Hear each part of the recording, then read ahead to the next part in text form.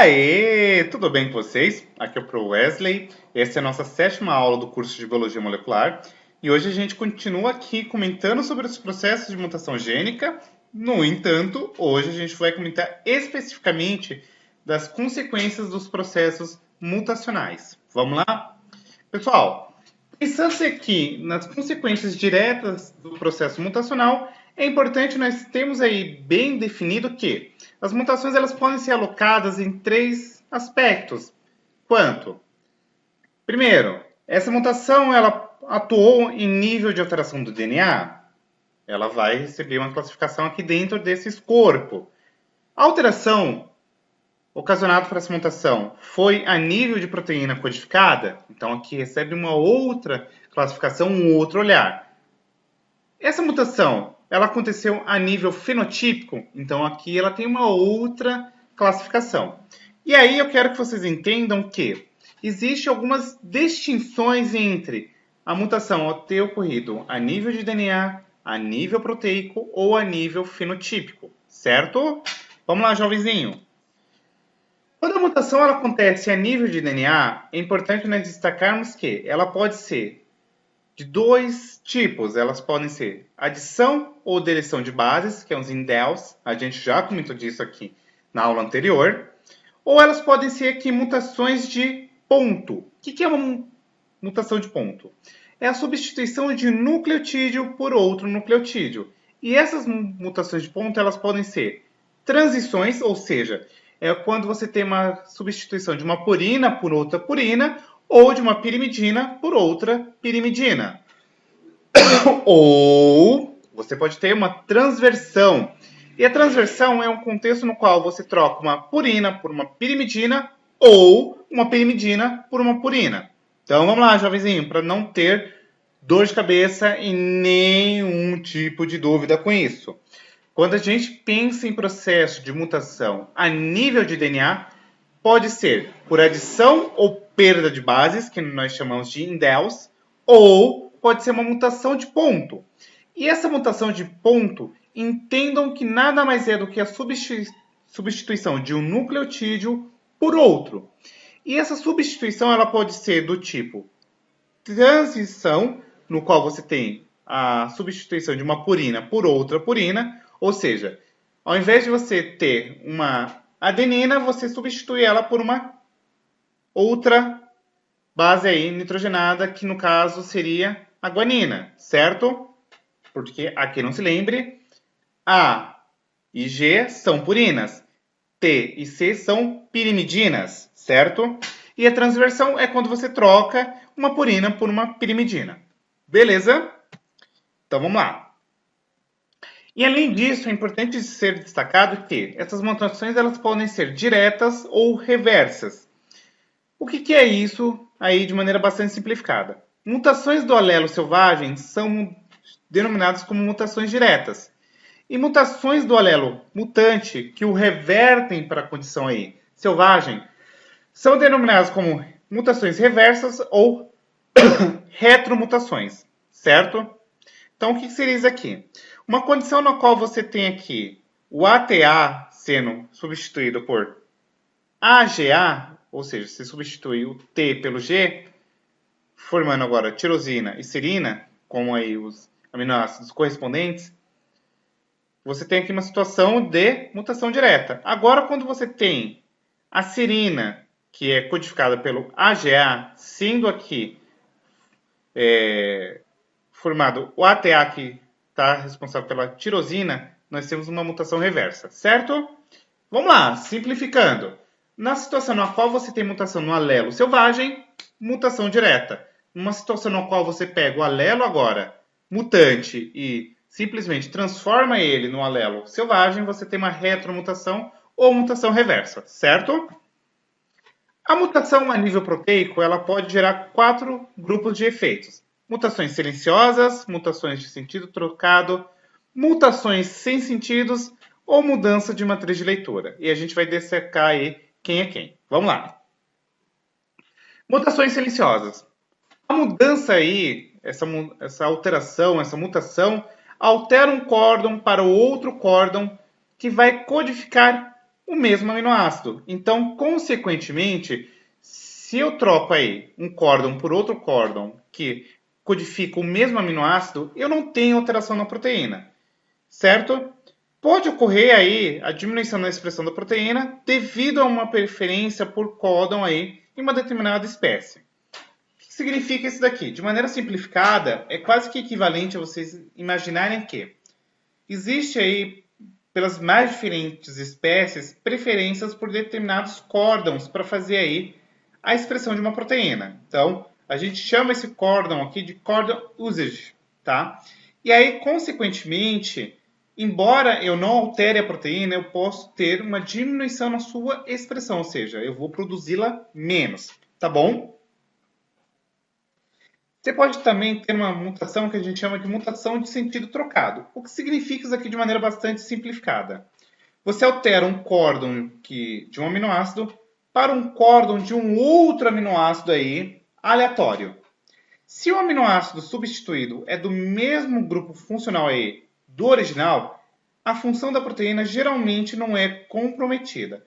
E nesse contexto, nós temos um tipo de mutação denominada como mutação sinônima. No entanto, se esse aminoácido substituído é de grupo diferente, consequentemente, a função da proteína é comprometida. E aqui nós temos uma mutação não sinônima. O que significa isso aqui de maneira bastante simplificada, meu jovem? Se você pega e substitui aí por um outro aminoácido que tem um grupo funcional semelhante ao grupo funcional aí do aminoácido original, belezinha, você não vai ter aí comprometimento da função proteica, tá? E aí você tem uma mutação sinônima, porque é o que? É parecida, né? Agora, se mudou, grupo funcional diferente, você tem comprometimento nessa função proteica. Consequentemente, é uma mutação não sinônima, uma mutação diferente, porque sinônimo, não sinônimo é diferente. Tranquilinho? Você pode também ter uma mutação que a gente chama de mutação sem sentido. O que significa isso daqui? A mutação ela vai gerar a substituição de um córdon de aminoácido por um córdon de parada, um stop córdon, ou seja, aquele córdon que quando a gente encontra ele, a gente para o rolê. Lembra-se lá do um gatinho adotado? UGA ou UAA, tá? Um animal adotado. São esses dois córdons aí, por exemplo, que eu posso usar, denominados como stop córdons. São córdons que quando a gente está fazendo o processo de tradução e é encontrado ele na sequência, para-se ali o processo, certo? E as consequências, no qual a consequência não tem trema, inferno, odeio Windows 2007, o Microsoft 2007 aqui que eu uso no PowerPoint, que ele sempre coloca trema. O que acontece? As consequências aí para a proteína dependerá do quão precoce foi o término aí dessa cadeia. Ou seja, a depender do grau do tamanho da cadeia, pode dar ruim, beleza? E nós temos aqui um último nível de mutação em proteínas, que é a mudança de matriz de leitora. Adição ou deleção de pares de bases levam a um novo rearranjo aí de córdons, o que consequentemente acaba alterando aí o padrão de leitura dessa sequência, certo? Ó, percebam que justamente só a adição aqui da guanina nessa sequência de baixo altera todo o quadro de leitura. Ó, você tinha triptofano, glicinina, arginina, glisina. Agora você tem triptofano, alanina, alanina, triptofano, certo? E aí, essas adições ou deleções em múltiplo de 3 nucleotídeos apenas adicionam ou removem aminoácidos, tá bom? Agora, as mutações reversas, elas podem ser de dois tipos. Reversa exata, que elas vão colocar a mesma base do alelo selvagem, ou uma reversão equivalente, que é uma mutação na qual você coloca uma base que resulta num córdon do aminoácido selvagem ou de um grupo funcional semelhante, certo? Então tá aqui, ó. Quando coloca a mesma base do alelo selvagem, mel na chupeta. Reversão equivalente, coloca uma base que resulta num córdon de aminoácido selvagem ou do mesmo grupo funcional. Beleza? E aí as mutações em regiões não codificantes, ou seja, são aquelas regiões que não codificam nada. Mutações em regiões regulatórias, que são denominadas como regiões promotoras, ou seja, são regiões que estão antes aí do local onde que acontece a expressão do gene, pode dar ruim. Por quê? Se eventualmente eu tenho alguma mutação em região regulatória, eu posso alterar a expressão desse gene, certo? E mutações em regiões não codificantes ainda são importantes no sentido de que, se eventualmente acontece essa mutação em sítios de reconhecimento de splicing, por exemplo, eu posso alterar o padrão de remoção de introns. A quem não se lembre, o splicing é aquele processo no qual, durante o processo de transcrição, a gente tem retirado dos introns e junção dos exons. A quem não se lembre, introns são regiões não codificadoras e exons são regiões codificadoras. Beleza? E aí, pensando agora nas mutações a nível fenotípico, são processos mutacionais que alteram aqui a morfologia. E, consequentemente, essas características elas podem ser externas, visíveis ao organismo, ou não, tá? E aqui eu posso exemplificar, por exemplo, a alteração aqui nas hemoglobinas presentes em hemácias, ou no formato da hemácia. Tudo isso daqui vai ter uma série de eventos fisiológicos aqui na pessoa portadora dessas mutações. Podemos também ter mutações letais, que consequentemente geram alelos letais, e alelos letais, a quem não se lembre, são alelos que comprometem a vida do indivíduo ou a fertilidade do mesmo. E podemos também ter mutações condicionais, que são agora mutações onde o efeito fenotípico só é percebido em condições ambientais específicas, ou seja, tem condições aí restritivas. E por fim, mas não menos importante, vale se destacar aqui as mutações a nível somático e germinativo. Mutações somáticas são mutações que ocorrem em células do tecido somático, ou seja, todo e qualquer tecido que não seja tecido reprodutivo. E suas consequências dependem de dois fatores. Primeiro, se o gene mutacionado for um proto-oncogênico, ou seja, são genes aí que regulam o ciclo celular, pode ocasionar processos de oncogênese, ou seja, câncer. E, consequentemente, a gente pode ainda pensar aqui que isso pode também estar atrelado aqui com o estágio do desenvolvimento no qual essa mutação ocorreu, tá bom? Por fim, vale-se ainda destacar que, se a mutação acontece numa célula que não irá se dividir mais, a mutação geralmente não é percebida.